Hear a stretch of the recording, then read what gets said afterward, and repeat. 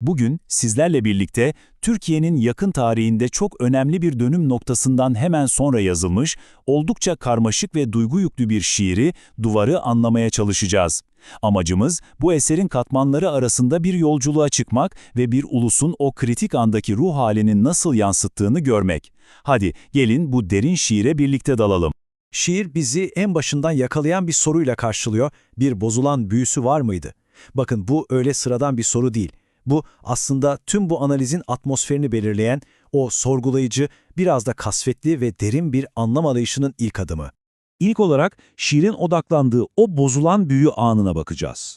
Bu yaşananlara karşı anlık çok ham bir tepki gibi.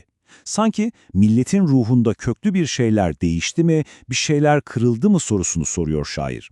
O anın belki de en yakıcı sorusu buydu. Ve işte o anki belirsizlik. Şiirin en başında hissettiğimiz o temel kafa karışıklığı tam olarak bu. Yaşananlar yepyeni, aydınlık bir başlangıç mı? Yani yeni bir şafak mı? Yoksa sadece gözümüzü boyayan, aldatıcı bir parıltı, yani kazit bir şafak mı? Şair bu iki ihtimalin tam ortasında duruyor. O ilk şokun ardından şair hemen milletin manevi cephanesini yokluyor. Diyor ki her şeye yeniden başlamak için gereken o elif deme gücümüz kaldı mı? Yaşanan bu acılara dayanacak bir Eyüp sabrı var mı içimizde? Peki ya sıradan insanların, o küçük dünyaların büyük hayalleri, onlar hala canlı mı? İşte o ilk şok dalgası geçince yerine hemen hummalı bir arayışa bırakıyor. Sakin bir arayış değil bu. Aksine milletin kimliğine dair acil cevap bekleyen sorularla dolu bir sorular güncesi açılıyor sanki önümüzde.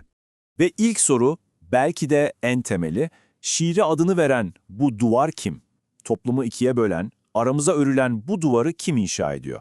Sonra denkleme bir de Jön giriyor. İkinci bir kilit karakter. Peki kim bu Jön? Acaba bu ulusal dramda sahneye çıkan yeni, belki de daha elit, batılaşmış bir figür mü? Şiir bu soruyu da havada bırakıyor. Üçüncü ve belki de en hayati soruysa geleceğe dair. Önümüzdeki bu kapı yeni fırsatlara, aydınlık bir geleceğe mi açılıyor yoksa tam da yüzümüze mi kapanıyor? İşte bu muazzam belirsizlik şiirin tam merkezinde duruyor. Peki bu içsel sorgulamalardan biraz çıkıp dışarıya, topluma bakalım. Şair, sokakta, şehirlerde ne görüyor? Aramıza örülen o yeni duvarlar nasıl yükseliyor? Şimdi biraz da buna odaklanalım. Şu dize şiirin toplumsal eleştirisinin ne kadar keskin olduğunu tek başına gösteriyor aslında. Kentlerde mutenalaşan duvarlar. Şair diyor ki artık duvarlar sadece betondan, tuğladan değil, soylulaştırma yani mutenalaştırma şehirlerin tam kalbinde yeni sosyal ve kültürel bariyerler inşa ediyor. Hatta şair bu yeni bölünmeyi tarif etmek için çok çarpıcı bir kavram ortaya atıyor. Yeni kent soylu. Peki kimdir bu? Şaire göre bir kriz anında, mesela bir sala sesi duyduğunda, toplumun geleneksel nabzından kopuk bir şekilde, kendi ayrıcalıklı dünyasından bunu dünyanın sonu olarak ilan eden yeni bir elit sınıf. Yeri gelmişken şiirde bu kadar önemli olan Sağla'nın ne anlama geldiğini de açıklayalım. Bu herhangi bir ezan çağrısı değil, genellikle bir ölüm haberi ya da toplumu derinden sarsan büyük bir olay olduğunda okunur. Dolayısıyla duyulduğu anda ortama anında bir ağırlık, bir ciddiyet çöker. Şiirin atmosferindeki o yükü anlamak için bu detay çok önemli. Şimdi perspektifimizi biraz daha genişletiyoruz. Çünkü şair bugünün kaosunu aslında geçmişten gelen kökleri çok daha derinde olan tarihsel endişelere ve anılara bağlıyor. Yani geçmişin gölgesi bugünün üzerine fena halde düşmüş durumda. Bu dize gerçekten de insanın içine işliyor. 47'lerden beri fethedilmiş bir kale bu uydu ülke. Düşünsenize 10 yıllardır süren bir savunmasızlık, bir dışarıdan kontrol edilme hissi, kendini fethedilmiş bir kale gibi hissetmek. Çok çok ağır bir ifade. Peki bu fethedilmiş kale hissi ne zaman başlıyor? Şiir bize bazı ipuçları veriyor. 47'ler ve Marshall'ın havucu.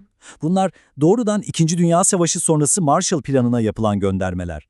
Yani şaire göre bu uydu ülke olma hali o yıllarda, o dış etkinin başladığı dönemde kök salıyor. Tarihle bu yüzleşme sadece siyasette kalmıyor, kültürel sembollere de yansıyor. Şair bilirsin böyle değildi bu şarkı derken meşhur Hey 15'li türküsünün sözlerinin nasıl değiştiğini, belki de anlamının nasıl çarpıtıldığını ima ediyor. Bu, tarihin o an nasıl yeniden yorumlandığının Çok zarif ve şiirsel bir ifadesi. Ve şimdi şiirin en derin, en mahrem katmanına iniyoruz. Manevi bir terk edilmişlik hissi, derin bir inanç krizi. Şairin deyişiyle Tanrı'dan gelen büyük bir sessizlik. Ve o derin sessizliğin içinden belki de şiirin en ham, en filtresiz sorusu yükseliyor. Tanrı memleketine niye gelmez ki? Bu bir analiz ya da bir yorum beklemiyor. Bu en çok ihtiyaç duyulduğun anda yalnız bırakılmanın derin acısıyla atılmış yalın bir çığlık. Bu tablo şiirin merkezindeki o büyük çatışmayı mükemmel özetliyor. Bir yanda yeni bir şafak gibi, kalp çiçekleri gibi filizlenmeye çalışan anlık umutlar var.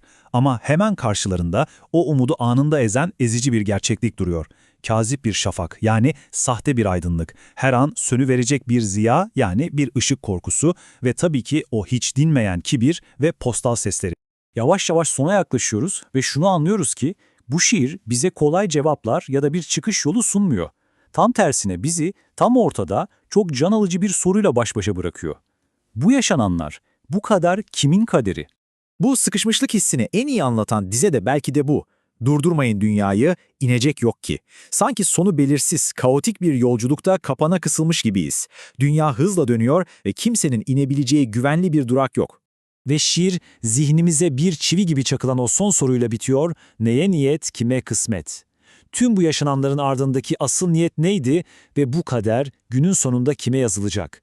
Şiir bu sorunun tüm ağırlığını bizim omuzlarımıza bırakarak sessizliğe bürünüyor.